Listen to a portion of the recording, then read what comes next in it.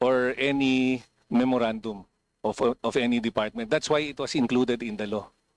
So it should be, and during that meeting, nung sumagot po yung DOJ, ang inaantay na lang po natin was the memo from the CSC.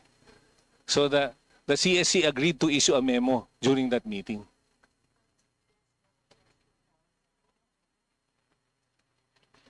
There was a memo po issued before MC in during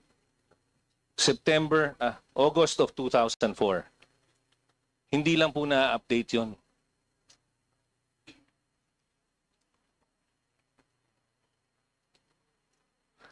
We have to remember po na yung solo parents kasi, kaya po sila in-include dito.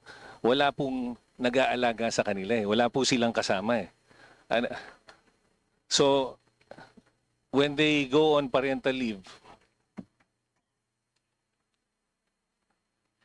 if I may hazard to answer the question of our representative, puro sila, kaya po sila tricky yung legal ground on this kasi ang general policy sa civil service is hindi considered employees of the government ang mga JOs and COs.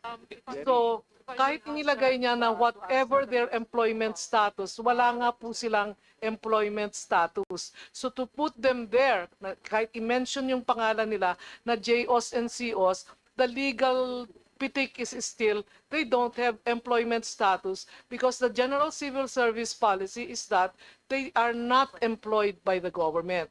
My sense here when we were discussing this was this: ang batas between parties, kasi sila ay contractual eh. I mean, a contract governs their relationship with their agencies. For me, it can be. There is no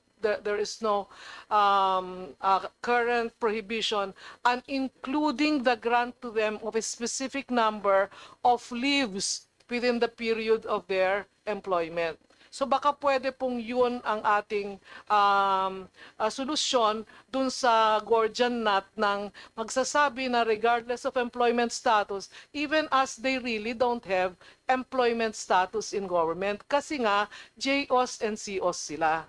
So ang aming pinag-usapan, baka pwede nating ilagay, i-incorporate sa kanilang kontrata na mabibigyan sila ng a specific number of days as leave.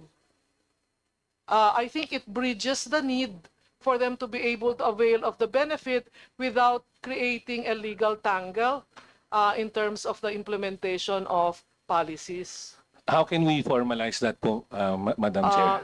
We did not issue pa a general policy, but for our JOs and COs, nilalagay na po namin doon yung particular provision na entitled ka ng ganito, entitled ka ng ganito. May mga bagay din na pwede ka ring mabigyan ng ganitong cash incentive pag ikaw ay magandang performance. Nothing naman prevents the agency for as long as they are able to provide certain contract-based benefits for the JOs and COs.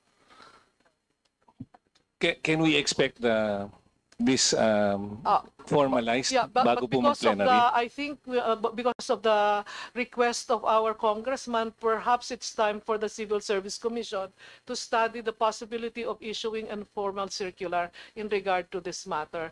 Ang ano ulit, may pitik ulit yun kasi wala kaming pakialam sa JOs and COs. Nag-employ kami, pero in terms of policies governing them, it's usually the DBM and the COA. Pero alam naman po kasi natin ang problema, kaya marami yung JOs and hindi sila nare-regularize. We will have to study this very seriously and probably engage the DBM and the COA to come out with a particular policy on this matter para mas malinaw po yung tatahakin nating landas sa pagtuloy pag-address ng pangangailangan na ito. Can we expect this, ma'am, before plenary? Naku po, kilala niyo po yung ating takbo ng ating gobyerno, hindi po ganoong kabilis. Kung kami lang po, baka pwede, pero mayroon pong affected na other agencies. But we will try to work on it as much as possible. Bound po kami ng mga requirements na may consultation, may ganito, may lahat-lahat na para hindi po kami Hindi naman po kasi, ma'am, bago ito. This was already promised during the Yes, meeting I agree. last year. Opo. Yes, opo. We will act on it with dispatch po. If you would allow us a little bit more time. Representative Nazal, if you may wrap up. Thank you. Anyway, yun lang po. I just wanted to clarify this issue. Tapos sana po maayos na po natin considering na this is just a follow-up.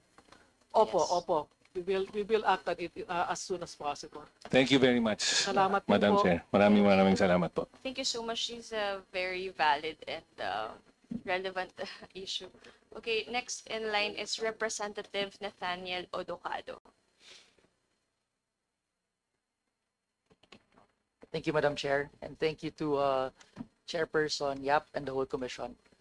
I noticed sa presentation po kanina na the current disposal rate of the cases is around 36%, and then you want to improve it at around 44% this year.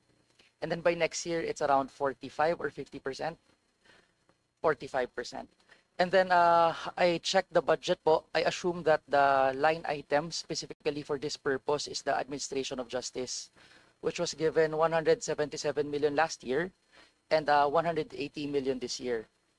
Of the 180 million, 4 million is given to Region 12, 4 million is given to BARM. My question po is simple lang po.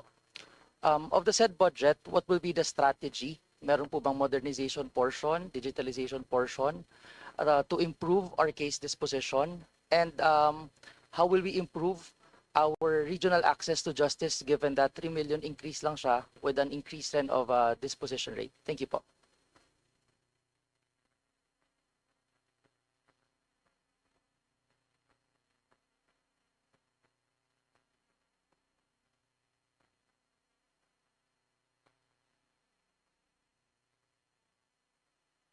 A part of the PCS, it's not part of the digital transformation of the CSC, aside from the World Bank funded program, is digitization of the other processes in the Civil Service Commission that are not covered by the HRMIS payroll system.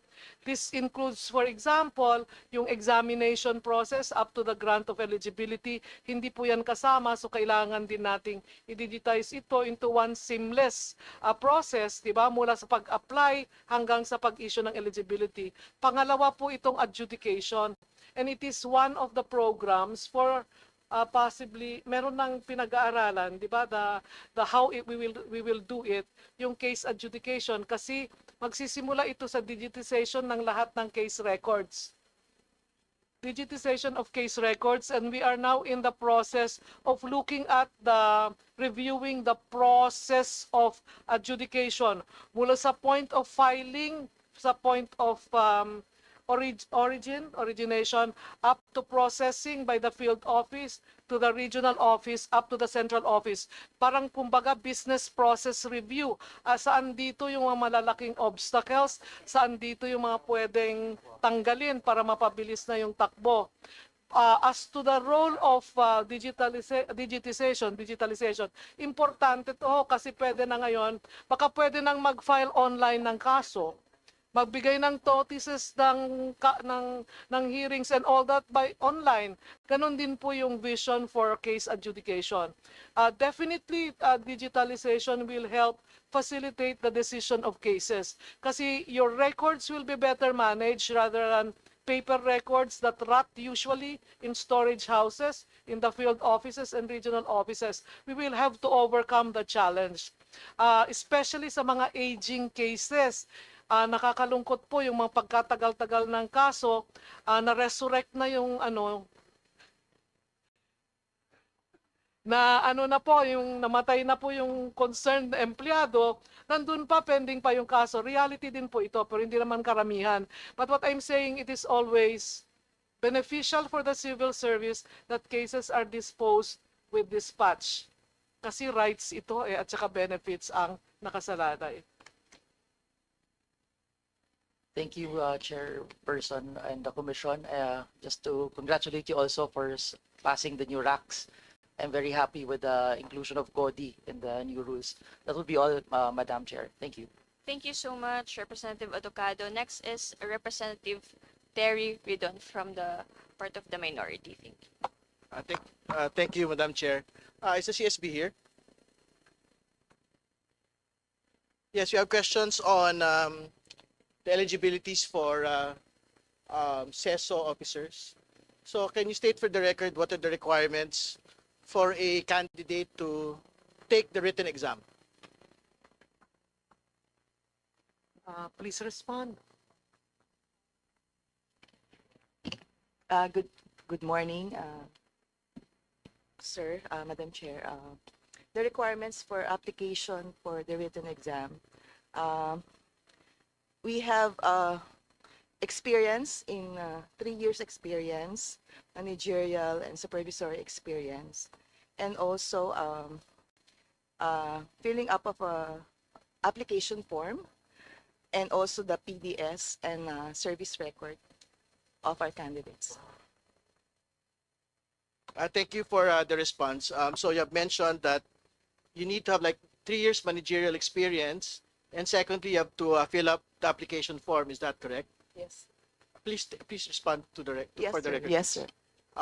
Thank you for the response. The next question on that particular application document, what are the particular requirements that an applicant should be able to respond to? What are the particular details that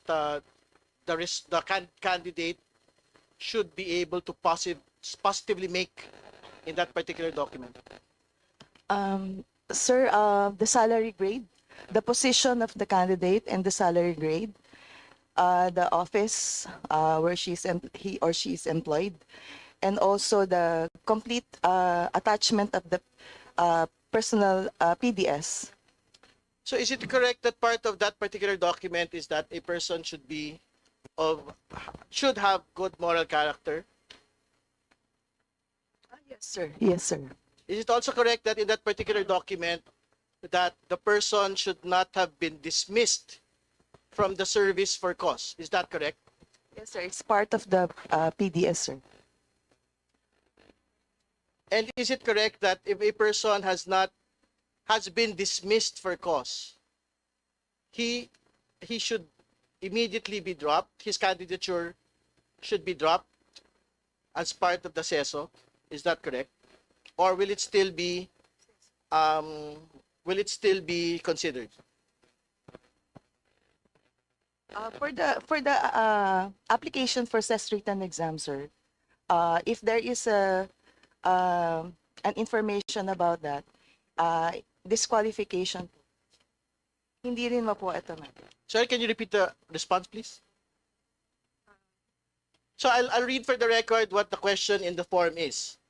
Have you ever been dismissed from any employment, forced to resign, or otherwise disciplined as a result of an administrative case? Do you confirm this particular question in that document? Yes, po, Your Honor. So what is the disposition of the CESB in the event of a candidate being dismissed from any employment?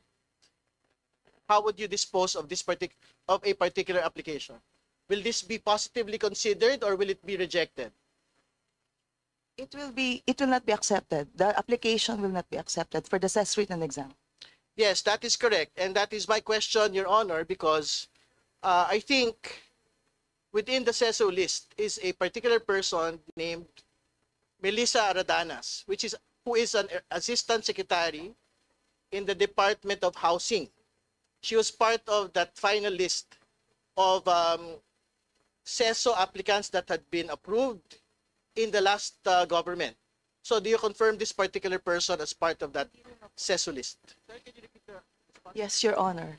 And my question to the CESB, particularly the CESB of that particular case, why did you actually accept her application for the written exam? Because for the record, Ms. Aradanas was fired together with me from the Presidential Commission for the Urban Poor. So why was she allowed to take the written exam? Your Honor, Madam Chair.